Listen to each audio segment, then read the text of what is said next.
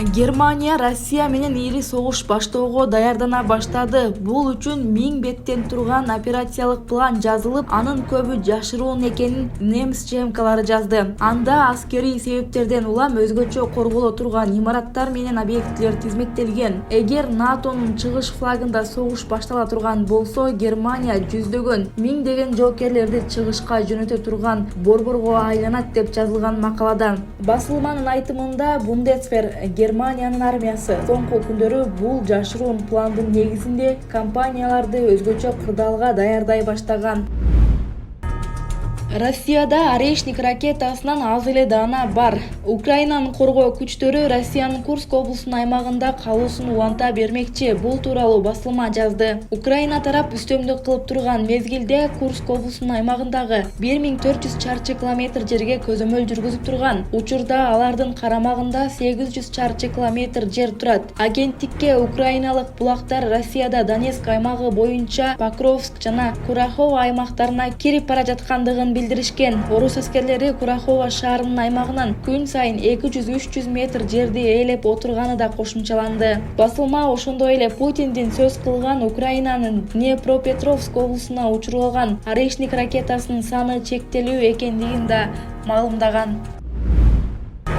Песков: Россияда мобилизация тууралуу кеп жок. Россияда мобилизация тууралуу сөз жок экенин президенттин маалымат катчысы Дмитрий Песков билдиргенин РИА Новости жазды. Песков күн сайын жүздөгөн жарандар келишимдик негизде кызмат өтөөгө барып жатканын белгиледи.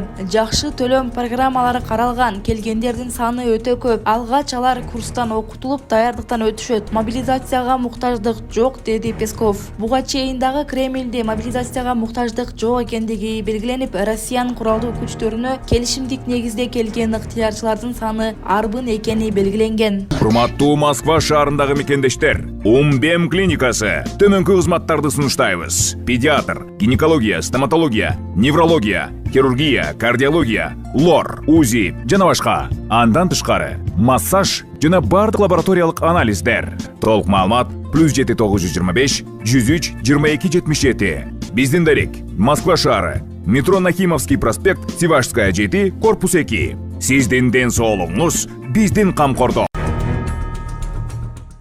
Бишкек шаарынын Ленин районуна караштуу аймакта профилактикалык иш-чаралар жүрүп, 11 кыз интимдик кызмат көрсөтүп жаткандыгы аныкталды. Бул тууралуу райондук ички иштер башкармалыгынын маалымат кызматы билдирди. Маалыматка ылайык 22-24 ноябрь күндөрү милиция кызматкерлери интимдик кызмат көрсөтүлүшү мүмкүн делген жерлерди текшерүүдө. Алар сауналар, мейманканалар жана ижарага алынган батирлер. Бир сутка ичинде 11 кыз милиция бөлүмдөрүнө жеткирилди. Алар менен түшүндүрүү иштери жүргүзүлдү деп айтылат маалыматта. Кыргызстанда тартылган чет элдик кинолордун чыгымынын бир бөлүгү кайтарылат. Кыргыз тасмасы мамлекеттик концернинин директору Талантбек Төлөбеков билдиргендей, өлкөдө Кеш Рибит программасы ишке кирип жатат. Ал чет элдик киностудиялар үчүн тартуу чыгымдарынын бир бөлүгүн кайтарып берүү мүмкүнчүлүгүн сунуштайт. Максаты чет элдик инвестицияларды тартуу, улуттук киноиндустрияны өнүктүрүү жана экономиканы чыңдоо. Ошондой эле өлкөнү эл аралык кино тартуу үчүн жагымдуу жайга айлантып, жумуш орундарын түзүүгө жана туристтерди тартууга шарт түзөт. Канттагы өрт бир кишинин өмүрүн алды. Кантта кант куруш заводунун аймагында жайгашкан ишканада ири өрт чыкты. Жерине ӨКМден бир нече бөлүм тартылган. Атайын кызмат билдиргендей, каза тапкан киши 58 жаштагы Кытай жараны болгон. ӨКМ өрт саат 15:37 толук өчүрүлгөнүн билдирди. Тилсиз жоо болжол менен 1,5 миң чарчы метр аянтты жалмаган.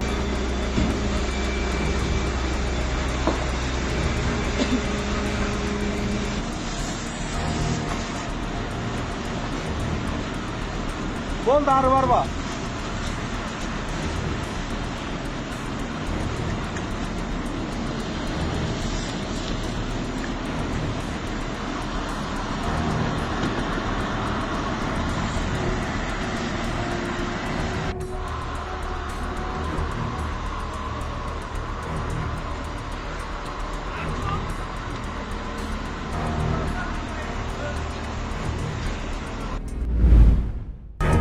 Израиль Бейрутка кайрадан чабуул жасады. Израиль ишембиге караган түнү Ливандын борбору Бейрутка кайрадан чабуул койду деп маалымдады Аль-Манар каналы. Өлкөнүн саламаттыкты сактоо министрлиги Бейруттун четинде жайгашкан 8 кабаттуу имаратка багытталган чабуулда 11 адам каза болуп, 23 адам түрдүү жаракат алгандыгын кабарлаган. Учурда издөө куткаруу иштери уланууда. Ошол эле учурда Израилдин коргонуу армиясы жума күнү Хезболла тарабынан өлкө аймагына 80ге чукул снаряд учурулгандыгын билдирген.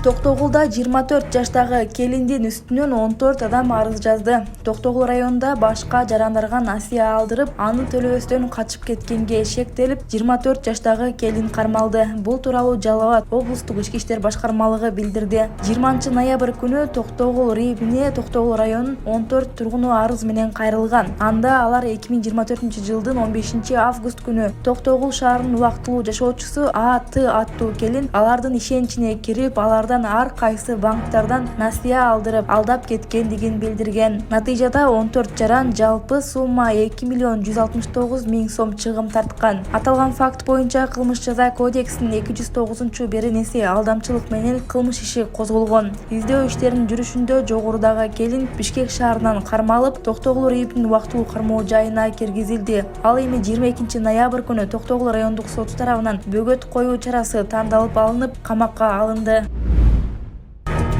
Конор Макгрегор зордуктоо боюнча күнөөлүү деп табылды. Жарандык сот UFC уюмунун экс-чемпиону Конор Макгрегорду сексуалдык зомбулукка күнөөлүү деп таап, 248.000 евро айып пул төлөөгө милдеттендирди. Бул тууралуу чет элдик басылмалар жазды. Окуя 2018-жылы Дублинде болгон. Сот айыптоочу тараптын жүйөлөрүн колдоп, 36 жаштагы мурдагы UFC уюмунун чемпионунун айыбын аныктап, чечим жарыялагандан кийин Макгрегор комментарий берүүдөн баш тартып, сот залынан чыгып кеткен. Кийинчерээк ал анын юридикалык тобу апелляциялык арыз даярдап жатканын айтты. Макгрегор сотто эч кандай зордуктоо болбогонун кошумчалаган. Ош шаарында БМВ унаасын чимирип айдаган бала кылганына өкүнүп калды. Анын видеосу соц тармакка тарагандан кийин милиция 21 жаштагы айдоочуну таап, 15.000 сом айып салды.